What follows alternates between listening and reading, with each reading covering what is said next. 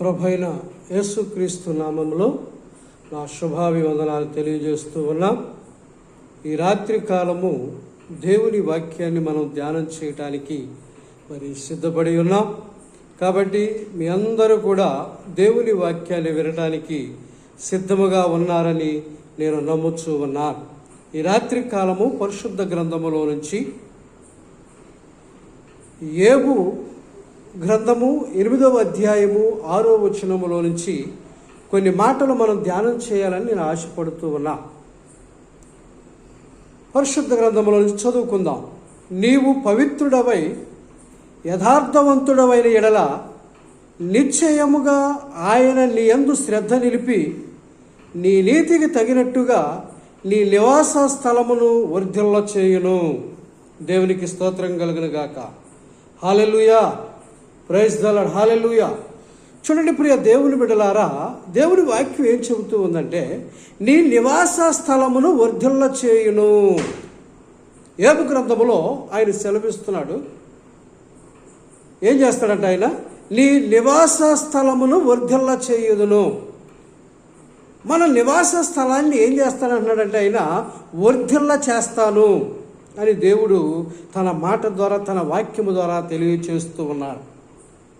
ఎలాంటి వారి యొక్క నివాస స్థలాన్ని దేవుడు వర్ధిల్ల చేస్తాడు?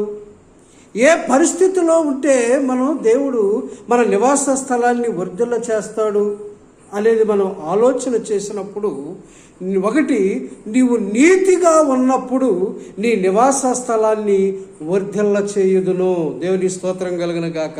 హల్లెలూయా. ఏమంటున్నాడు ఆయన? నీతిగా ఉన్నప్పుడు నీ నివాస స్థలమును వర్ధిల్ల చేయుదును. ఆమేన్, ప్రైజ్ ది లార్డ్, హల్లెలూయా. చూడండి, సామెతల గ్రంథములో నుంచి 3వ అధ్యాయము 33వ వచనాన్ని మనం చదువుకుందాం.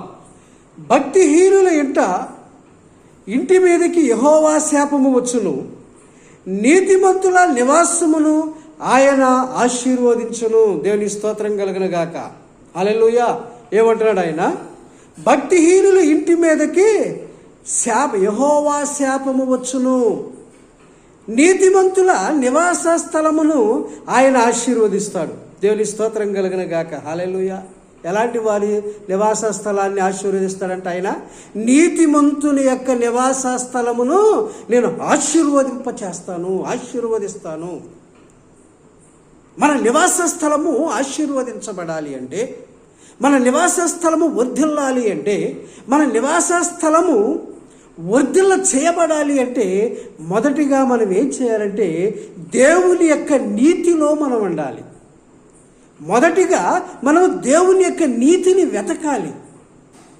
దేవుని యొక్క నీతిని మనం వెతికి ఆయన రాజ్యమును సంపాదించుకోవాలి. అప్పుడే మన యొక్క ఈ నివాస స్థలము వర్ధిల్ల చేయబడును. ఆమేన్, ప్రైజ్ ది లార్డ్, హల్లెలూయా. రెండవదిగా ఆయన ఏమంటున్నాడంటే దేవుని గూర్చిన స్తుతి ఉన్నప్పుడు నీ నివాస స్థలము వర్ధిల్ల చేయబడుతుంది. ఎవరి గురించి అంట? దేవుని గూర్చిన స్తుతి నీ ఇంటిలో ఉండాలి. చూద్దాం, 118వ కీర్తన 15వ వచనములో ఆయన సెలవిస్తున్నాడు. నీతిమంతుని గుడారములలో రక్షణ గూర్చిన ఉత్సాహ సునాదము వినబడును. ఏమన్నాడు ఆయన?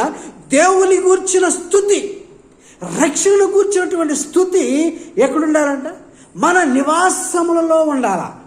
ఎక్కడుండాలి? మన నివాసములో, మన ఇంటిలో మనం ప్రార్థించాలి, స్తుతి చేయాలి. ఎల్లవేళలా ఆయనను మనము స్తుతి యాగము చేయాలి.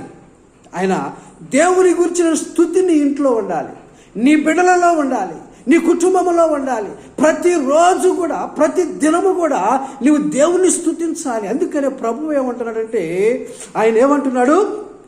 నీతిమంతుని యొక్క గుడారములో రక్షణను గూర్చినటువంటి సునాదము వినబడును. రక్షణను గురించినటువంటి వార్త మన గుడారములలో ఉండాలి.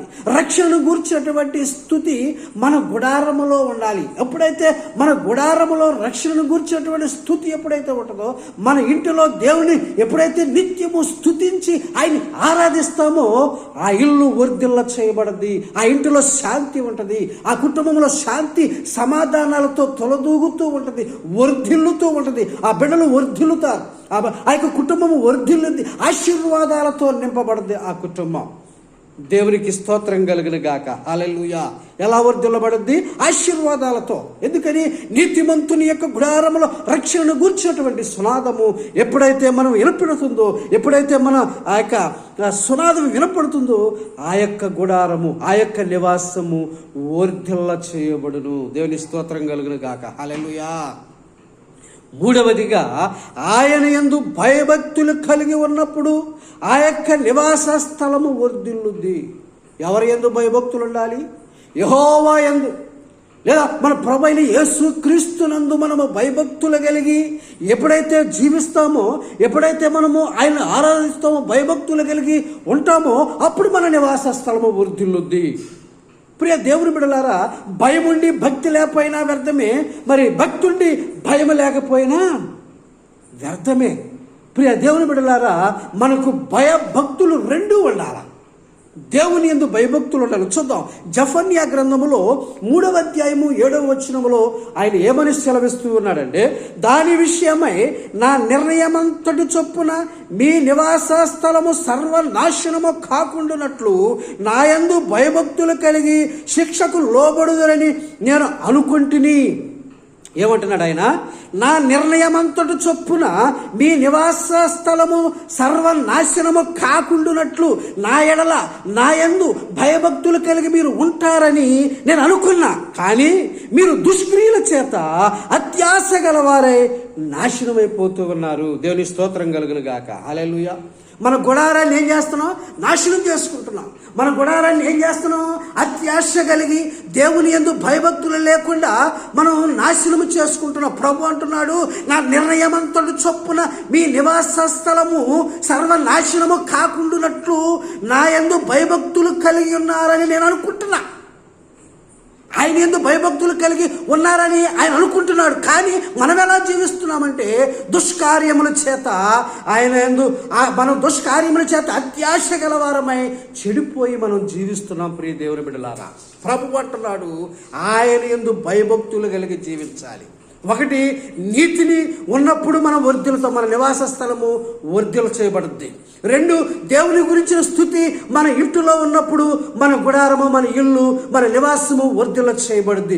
మూడవది, ఆయన యందు భయభక్తులు కలిగి ఉన్నప్పుడు మన నివాసము సర్వనాశనము కాకుండా వర్ధిల్లును, ఆశీర్వదించబడునని దేవుని యొక్క లేఖనము చెబుతుంది. అందుకని యోబు గ్రంథములో ఆయన అంటున్నాడు, ఏమంటున్నాడంటే, నీ నివాస స్థలమును వర్ధిల్ల చేయుదురు. ఎప్పుడు వర్ధిల్ల చేయబడుతుందంటే నీతిగా ఉన్నప్పుడు, నీవు దేవుని గురించిన స్తుతిని ఇంటిలో ఉన్నప్పుడు, నీవు దేవుని యందు భయభక్తులు కలిగి జీవించినప్పుడు నీ నివాస స్థలము వర్ధిల్లుద్ది. ప్రియమని దేవుని బిడ్డలారా, ఈ రాత్రి నువ్వు చాలా జాగ్రత్తగా గమనించి నీ నివాస స్థలము నీ ఎలా ఉన్నావు? నువ్వు దుష్కార్యములు చేస్తున్నావా? దేవుని యందు భయభక్తులు లేకుండా జీవిస్తున్నావా? ఒక్కసారి ఈ రాత్రి నువ్వు ఆలోచన చేసుకొని మరి నీ యొక్క కుటుంబాన్ని నువ్వు చక్కదిద్దుకో. నీ నివాస స్థలం వర్ధిల్లబడాలంటే నువ్వు దేవుని యందు భయభక్తులు కలిగి జీవించు. ప్రార్థన చేద్దాం.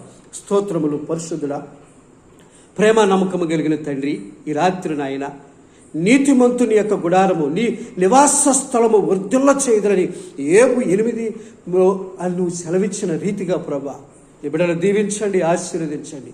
అయా నీతిగా ఉన్నప్పుడు, అయా భయభక్తులు కలిగినప్పుడు నువ్వు ఆశీర్వదిస్తానన్నావు. నీ ఆశీర్వాదాలు మెండుగా మా కుటుంబాల మీద, మా నివాస స్థలముల మీద ఉండినట్లుగా సహాయం చేసి తోడి నేను నడిపించమని దేవా మీకే వందనాలు, స్తుతులు, స్తోత్రములు చెల్లిస్తూ ప్రభువైన యేసుక్రీస్తు నామములో స్తుతించి ప్రార్థించి అడిగి పెడుకొనుచు ఉన్నాము.